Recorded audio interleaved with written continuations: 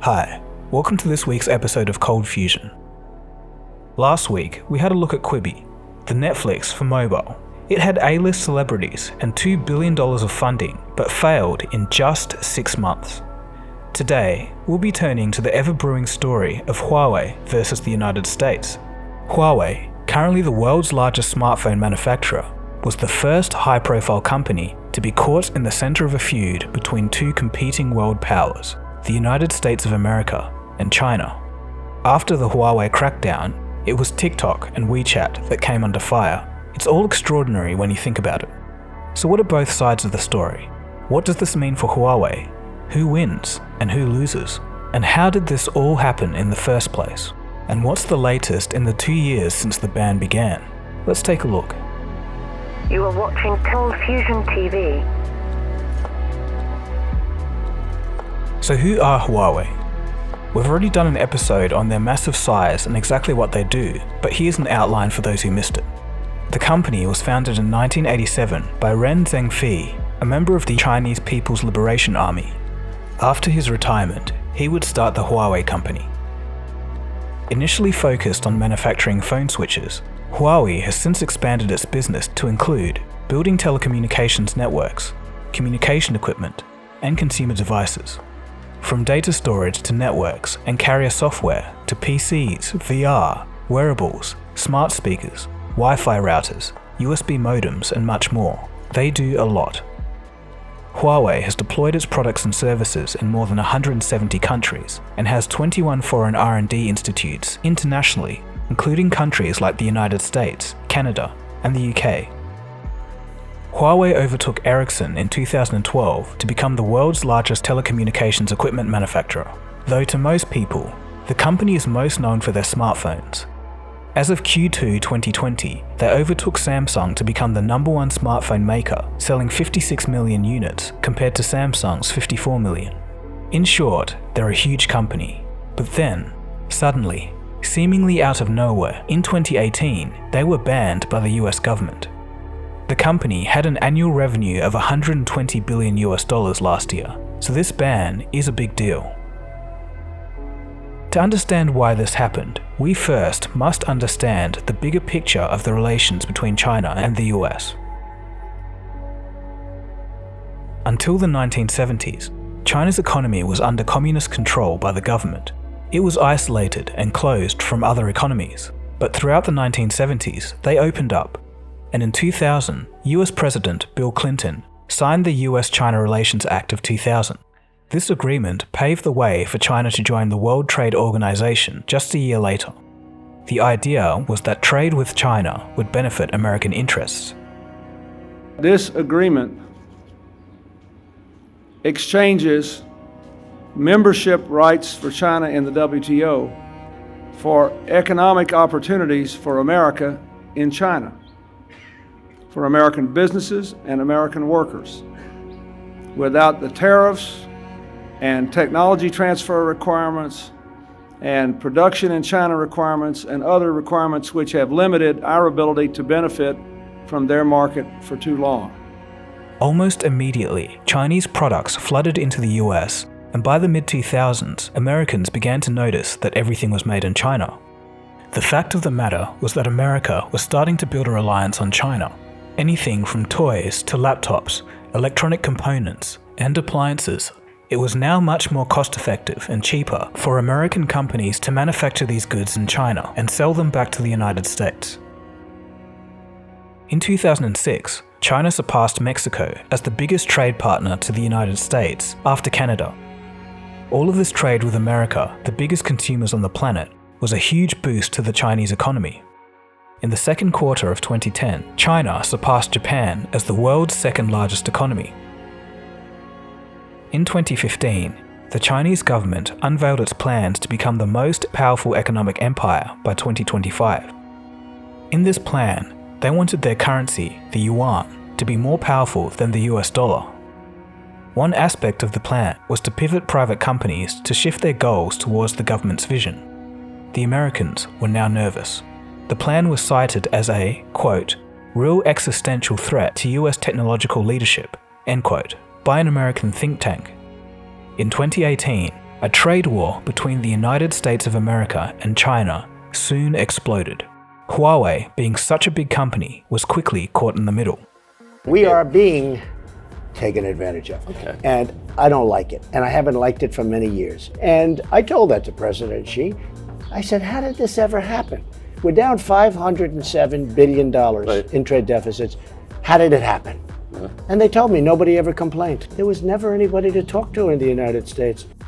So now that we know the driving factors that made this situation reach a boiling point, what was the actual ban? The United States accused Huawei products of spying for the Chinese government by using backdoors. It was claimed that this behavior would be consistent with Chinese laws that required companies to cooperate with state intelligence when needed. Huawei emphatically denied these claims and said the Chinese government never asked them to have backdoors, and if asked in the future, they would refuse to comply. And Mr. Ren, you talk a lot about the distance between Huawei and the Chinese government, but what we've seen publicly is senior officials in the government talking at times on Huawei's behalf.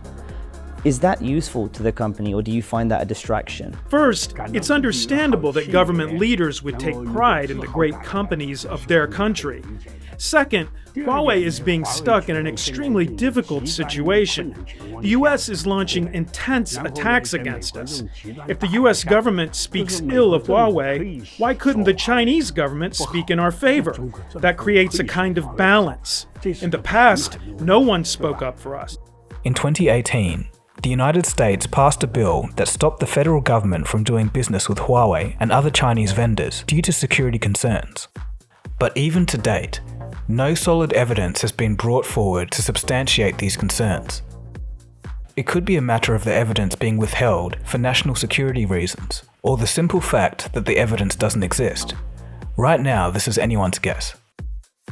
Despite this, US companies had to stop using Huawei components in cell networks, and current systems must remove any Huawei components. America encouraged its allies to do the same. Things quickly escalated when the Chinese government threatened economic retaliation against countries that followed the US ban. In 2019, Huawei filed a lawsuit against the US government. They cited that the ban was unconstitutional because there was no due process or a chance of rebuttal from Huawei. The ban divided US allies politically. Australia, Britain, Canada, and New Zealand semi-banned Huawei, but Germany, Italy, and much of Europe haven't. The German and British intelligence agencies have pushed back on the US allegations, stating that they've found no evidence. At first, it seemed like the US was going to look foolish. Stephanie Richard, CEO of the mobile network Orange, stated that the claims of backdoor spying were like the weapons of mass destruction lie told during the Iraq War. However, in July of 2020, the UK government backflipped and joined the ban for their 5G equipment.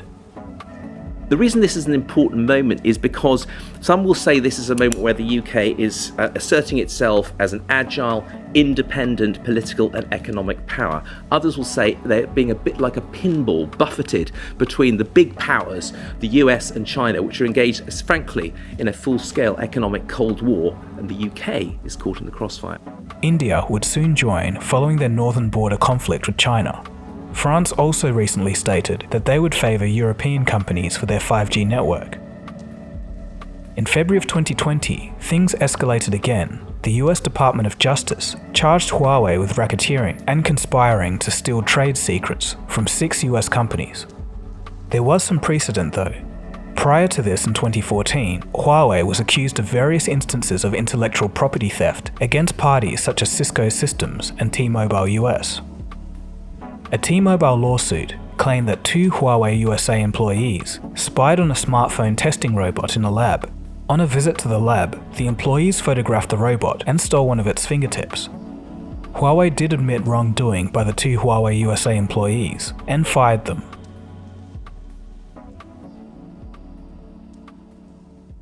The most brutal part of the ban for Huawei was the restrictions on business partners. Essentially, American companies must stop supplying Huawei with key components and technologies. Some of these entities include Google, ARM, the Taiwanese chipset maker TSMC, and MediaTek. So what does this mean? Well, Google has to drop support for Huawei phones. No Google Maps, Gmail, or any Google apps. Unfortunately for Huawei, no Google apps means that it's going to be very unattractive to international buyers.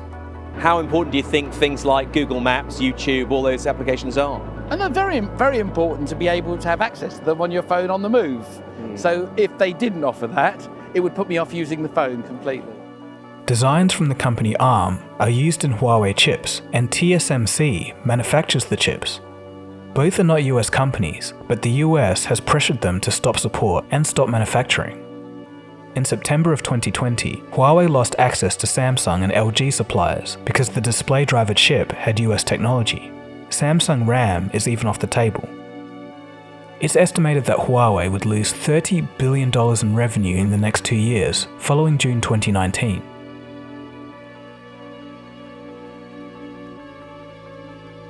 So what are they going to do? In the consumer market, Huawei is going to create their own app store and entire operating system. They actually already have, and it's called Harmony OS. It can run on anything, from cars and watches to smartphones and TVs. The software will be running on Huawei smartphones in December of 2020. Interestingly, the software can share resources from connected devices. For example, displaying an image and sound through a Huawei TV while using the camera and microphone of a Huawei phone. They also plan to attract developers by bringing on board and promoting regional app makers that would otherwise have to fight to get market share in a flooded market. Harmony OS is expected to run some Android apps. According to Huawei, their OS is more flexible than Android and 60% faster. They claim that one line of Harmony OS code can do 100 lines of Android code. I sat down with someone from Huawei to explain more about their new operating system. The company also plans to grow out a more robust network of partnerships around the world, countries like Japan and Russia. They're also currently working out a deal with Qualcomm, though R&D may be focused towards local Chinese chip manufacturing technology. Despite the sanctions, Huawei has launched the Ningguang project and has struck new chip supply deals. Okay, so we're almost at the end of the video, but let's try and distill this from both points of view. From America's point of view, the general view is that China has their fingertips deep into Huawei, and that having any Huawei technology in the nation is a big risk to national security, not to mention the risk of having IP stolen. For America, it's mainly a question of trust. China's rise and the geopolitical landscape of US-China relations over the past decade may contribute to this view. We convinced many countries not to use Huawei because we think it's an unsafe security risk. It's a big security risk. We cannot ensure the defense of the West if our allies grow dependent on the East. For the benefit of a few corporations, you cannot sell the privacy of the people of your country down the river. From Huawei's point of view, I spoke to some people within Huawei, and in their view, the real threat is the PRISM project. Started in 2007, the PRISM project was implemented by the US government to collect internet communications from companies that now include Google, Facebook, Apple, and Microsoft. Huawei still asserts that there's been no evidence of spying in over 170 countries, despite many accusations. The general view from Huawei is that it's being used as a pawn to put pressure on China.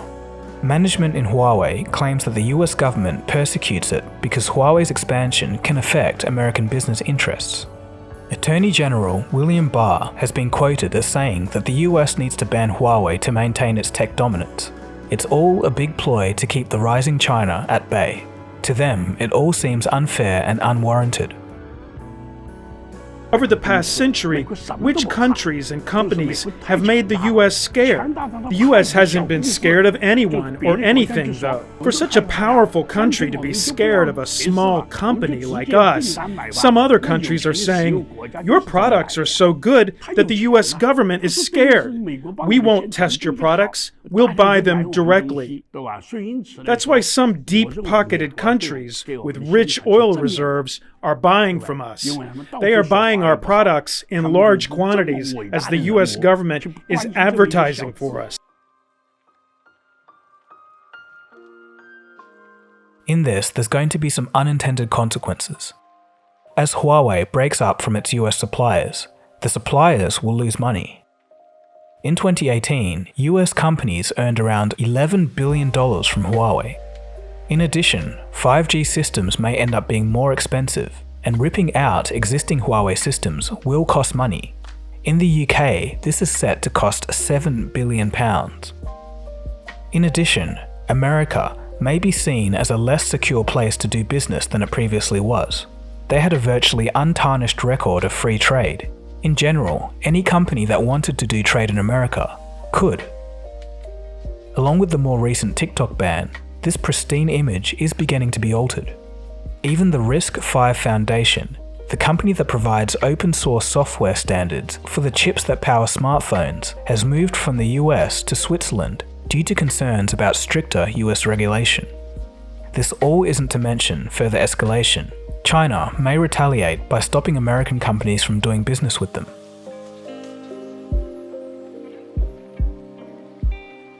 So in the end, who wins? So far, it seems like no one. Huawei will be battered from this experience, but if they can achieve more robust partnerships, they'll survive. The US may have lost some credibility with their European allies, and may be perceived as a less stable place for companies to invest. But back to Huawei, the main issue for them is trust. And that's a question of human psychology, something that's becoming a little unpredictable in modern times. Though when you really do take this entire situation as a whole, the real winner might be companies like Samsung. They don't really have any ties to either side, and may see some benefit. In the end, only time will tell.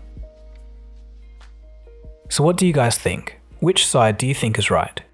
Do you take Huawei's side and think the US is scared of China rising? Or do you take the US's side and think that Huawei is a front for China spying? Let me know in the comment section below. In next week's episode, we'll be taking a look at Apple's new M1 chip and what this means for the bigger picture of the computing industry as a whole. As it turns out, this might not just be more marketing hype from Apple, and they could be on track to doing something special.